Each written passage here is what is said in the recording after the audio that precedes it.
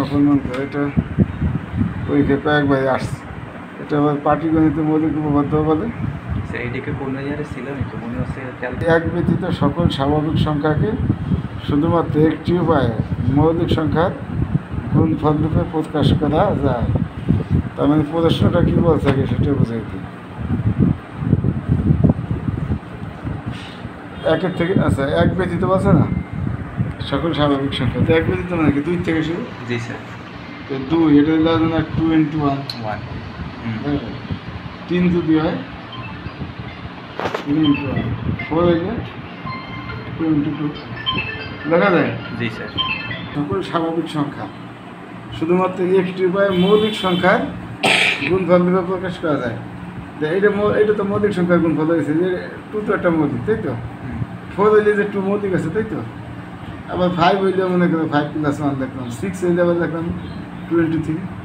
তো এই যে উৎপাদকগুলোর ভিতরে মৌলিক কিন্তু আছে, যে মৌলিক মৌলিক মৌলিক মৌলিক মৌলিক আছে। এইভাবে দেখা যাইতেছে কি যে কোনো সংখ্যারই মৌলিক সংখ্যার গুণফল হিসেবে দেখা যাবে। তারপর যদি মনে করো 8 8 যদি লেখা যায় 2 into 2 into 2 মৌলিক সংখ্যার গুণফল দেখা যায়। 9 লেখা যাবে 3 into 3, 10 লেখা যাবে 2 into 5। সব মৌলিক না, 2 মৌলিক, 5 মৌলিক, 3 মৌলিক, 2 মৌলিক, দেখছো? অন্যভাবে যদি 12 হয় তো 2 into 3 into 2 into 2 into 3 দেখা যায়। জি স্যার। তো যে কোনো সংখ্যার যদি উৎপাদকের বিশ্লেষণ করে মৌলিক আছে কিনা আছে স্যার। তাই বলছে যে কিন্তু এক তো আর মৌলিক চলে আসে না, আমি কইতে পারছি এক তো এক into 1 আছে, এক তো আর মৌলিক না, না স্যার। এই কারণে এক হবে না, বিষয়টা বুঝছো? এই কারণে বলছে যে এক ব্যতীত সকল স্বাভাবিক সংখ্যাকে শুধুমাত্র একটি উপায়ে মৌলিক সংখ্যার গুণফল রূপে প্রকাশ করা যায়। আচ্ছা, আর একটি উপায় বলছে এই কারণে যেমন 12 এই 2 to 3 এ ছাড়া আগে করে যায় না, পুরো ব্যাপার না। এই 2 to ছাড়া অন্য কোনো মৌলিক সংখ্যা দিয়ে লেখা যাবে, যেমন 5 দিয়ে লেখা যাবে। এটা আছে 2 আর 3, অর্থাৎ 12 সংখ্যাটাকে প্রকাশ করার জন্য দুইটা মৌলিক সংখ্যা লাগে, 2 আর 3। এছাড়া অন্য কোনো মৌলিক সংখ্যা দিয়ে করা যাবে? 5 দিয়ে, 7 দিয়ে যাবে না। তাই দিয়ে বলছে যে অনন্য উপায়, এই যে কথাটা বলছে, এই যে অনন্য কই কথাটা বলছে, অনন্য শুধুমাত্র একটি উপায়, একটি উপায় মানে অনন্য উপায়, একটি উপায়। তার মানে কি এই 12 জনের 2 আর 3 ছাড়া আর কোনো উপায় নেই। কি কথা বুঝছো? এই হলো বিষয়। এটা একটা ইম্পর্টেন্ট থিওরাম। তা আমরা প্রথমে দেখছি ধরি n greater than 0 একটি স্বাভাবিক সংখ্যা। এখন বলছে n যদি মৌলিক সংখ্যা হয় তাহলে উপপাদ্যটি প্রমাণিত হয়। যেমন 3 মৌলিক হইতে যে মৌলিকের গুণফল হিসেবে লেখা গেছে, প্রমাণিত হয়ে গেল। 2 হইলে প্রমাণিত হয়ে যায়, তাই না? 5 হইলে 5 into 1 মৌলিক তো আছে, যদি ওটা নিজেই মৌলিক হয় তো তোর মৌলিক উৎপাদক আছে, তো কিছু বলার নাই। অথবা গুণফল নাই লিখলাম, 5 একটাই লিখলাম, তাও তো সমস্যা নেই। আর যদি মৌলিক না হয়, যৌগিক মানে কি? আর যদি n যৌগিক হয়, যৌগিক কাকে বলে? কিন্তু যেটা বাংলা একাধিক মৌলিক সংখ্যা পাওয়া যায়। যেমন ধরো এই যে এইটা 4 যৌগিক, 6 যৌগিক, এই যে এইগুলো সব যৌগিক। এটা দাগ দিচ্ছে 2 into 2 যৌগিক, দেখছো? 6 2 into 3 দেখি যৌগিক। আর বলছে যদি n মৌলিক হয় তো প্রমাণিত হয়ে গেল। আর যদি মৌলিক না হয়, যৌগিক হয়, তাহলে n এর মৌলিক উৎপাদক p1 বিদ্যমান যেন n = p1 n। বলছে যে যদি যৌগিক হয় তো তার অবশ্যই একটা একটা মৌলিক উৎপাদক থাকবে। যৌগিক যদি 2 into 3 দিচ্ছে, আবার যদি 30 হয় 2 into 3 into 5 কি বিষয়টা বুঝতে বিষয়টা? তাই বলছে যে তাই যে বলছে যদি যৌগিক হয় তাহলে তার কমপক্ষে একটা মৌলিক উৎপাদক থাকবে না, সেই মৌলিক উৎপাদকটা দিচ্ছি p1। তো লেখা যাবে n = লেখা যাবে p1। যেমন 30 তো 30 একটা মৌলিক উৎপাদক 2, তাহলে 2 into 15 কি যাবে? আর যদি সংখ্যাটা 10 হয় তাহলে 2 into 5 এই শেষ।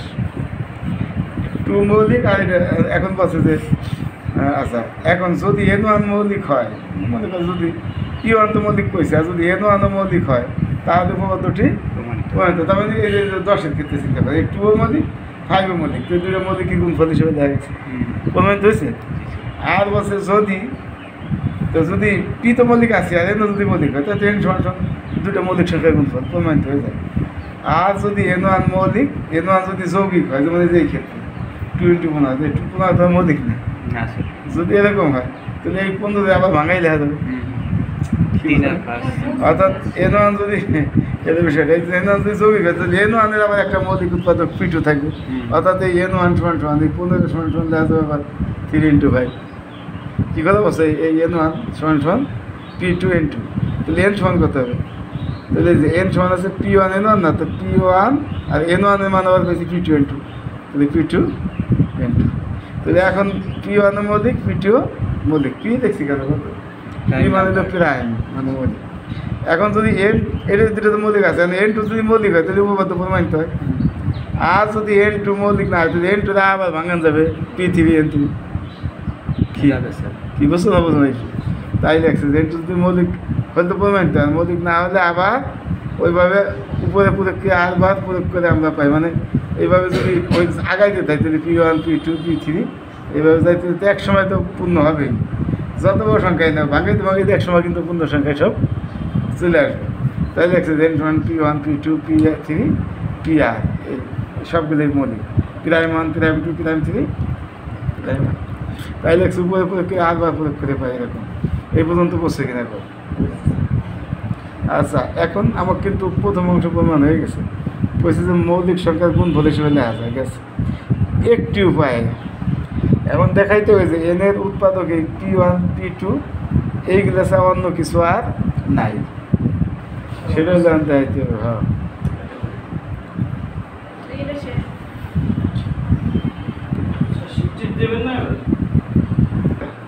আচ্ছা, এখন আমাকে দেখাই দেবে কি যে N কে P1 P2 PR এছাড়া অন্য কোনো মৌলিক সংখ্যা দিয়ে লেখা যায় না, সেটা প্রমাণ করবো। তো সম্ভব হলে আমরা ধরছি যে ধরলাম যে N কে Q1 Q2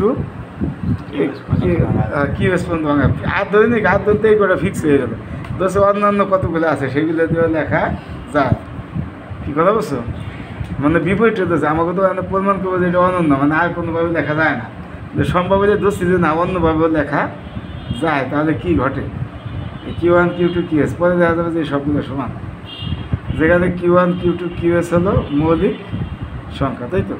এখন দেখো এই N এর মান P1 P2 PR না, আবার N এর মান Q1 Q2 QS, তাহলে এটাও N এর মান এটাও N এর মান, তাহলে এই গুণফল সমান এই গুণফল, এটাই লিখছি এই গুণফল সমান N সমান এই গুণফল। কি কথা বলছো? আচ্ছা, এখন বলছে কি এখানে একটা কথা বলছে যে ধরি R less than S, N এ কত R সংখ্যক বলছে P1 P2 PR মানে R সংখ্যক মৌলিক, আর এখানে দেখছি S সংখ্যক মৌলিক। এখন এই দুটা সমান কিনা কি তোমাকে এখন এখানে R আর S তো সমান হওয়ার কথা না, তোমরা ধরছি যে R লেস দেন, এখানে কী ধরছি R লেস দেন, তাহলে S বড় না, R হলো ছোটো, S হলো বড়। তুমি বড় যদি হয় যে কোনো সংখ্যা মনে করো এই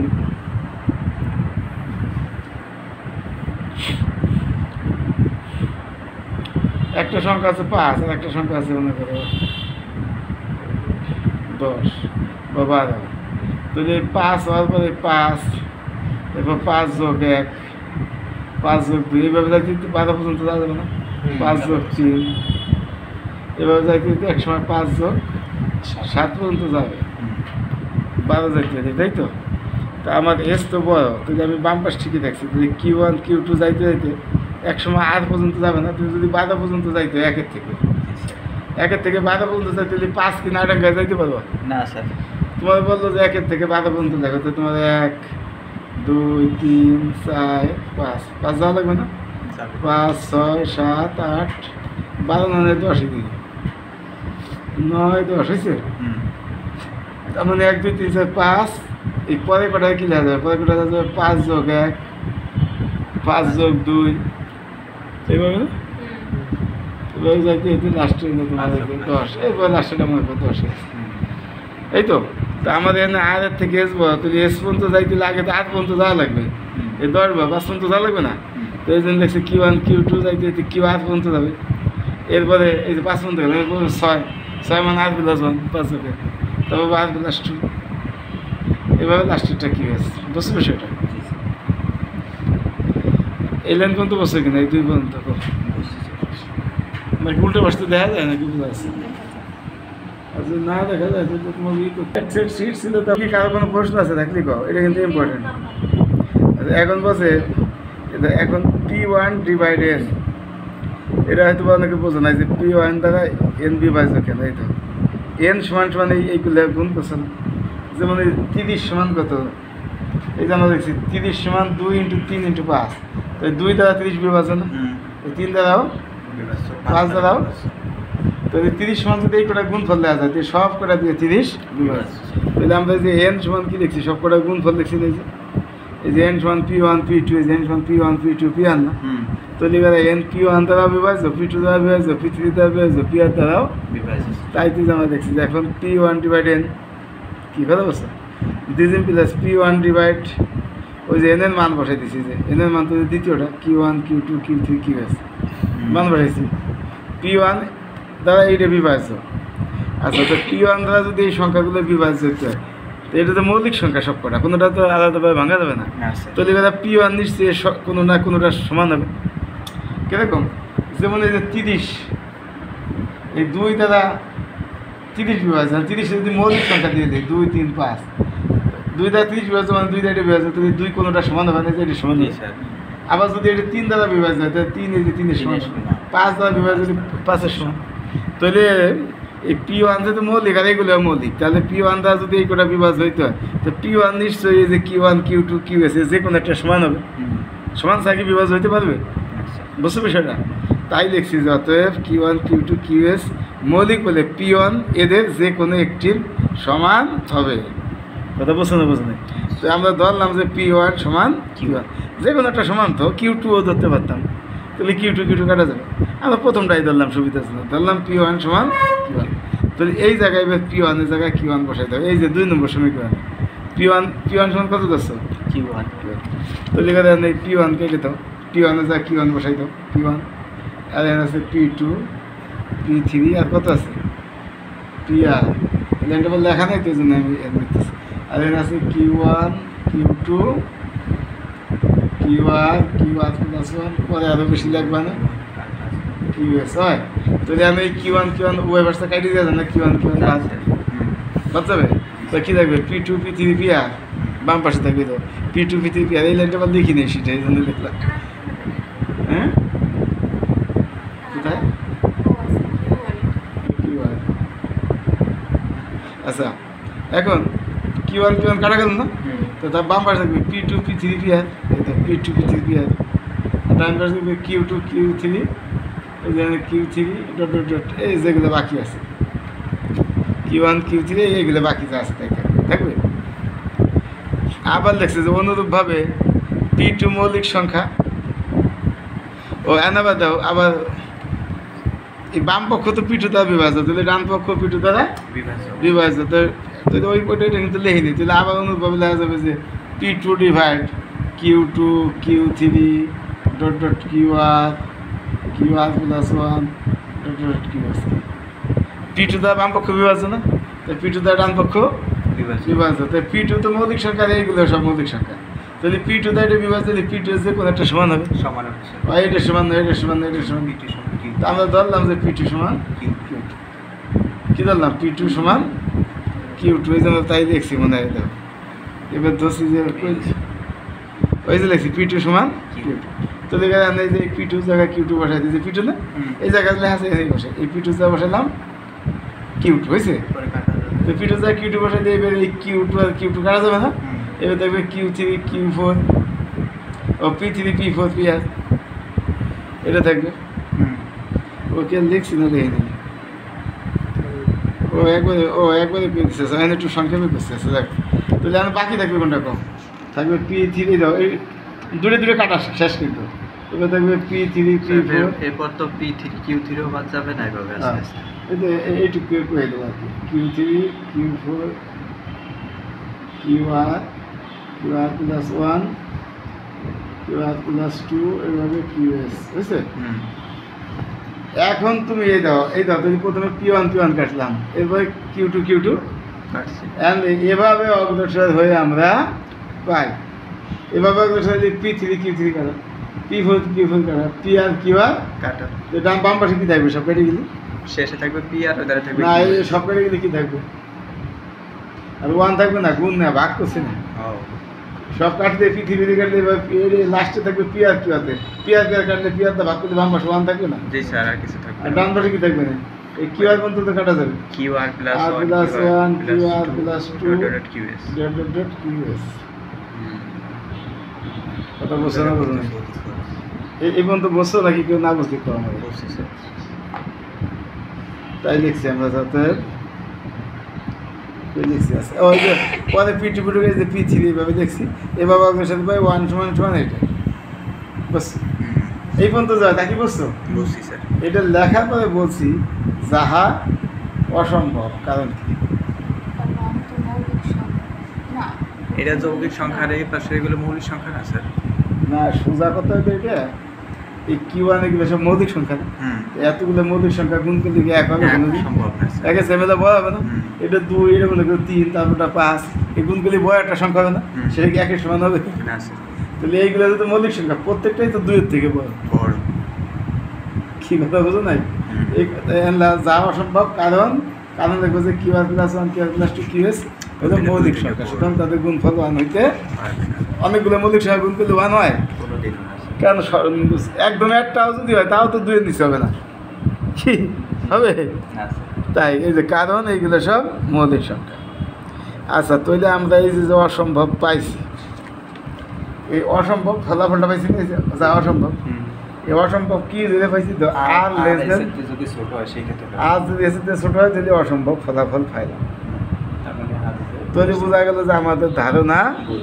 তাহলে আমরা লিখবো যে R is not less than তার মানে আমরা এরকম লিখবো যে R is not less than S তাই লিখছি নাকি এই যে R is not less than S অনুরূপভাবে দেখানো যায় আবার যদি আর বে বড় ধরো তাহলে লিখবা কাটতে কাটতে কাটতে কাটতে এস পর্যন্ত কেটে গেছে ডাইন পাশে থেকে গেছে S plus P S plus 1 P S plus 2 P আর ওই কটা সমান 1 তাহলে যা অসম্ভব তো ও তো আর করার দরকার নাই অনুরূপে করে দিলে হয়ে যাবে এর চেয়ে ভালো শব্দ নাই ছাত্র কি অনুরূপ দিলে অর্ধেক কাজ হ্যাঁ এর চেয়ে অন্য নাই তো অনুরূপভাবে দেখানো যায় যে এখানে বললাম are not less than S অনুরূপভাবে দেখানো যায় আর ইজ নট গ্রেটার দেন তাহলে কি বললাম আর এসের থেকে ছোট না আর এসের থেকে বড় তাহলে কি হবে সমান হবে স্যার তাই না এখন তোমার জমজ ভাই যদি দেখলেও ওই মেলা কথাই ভালো সমান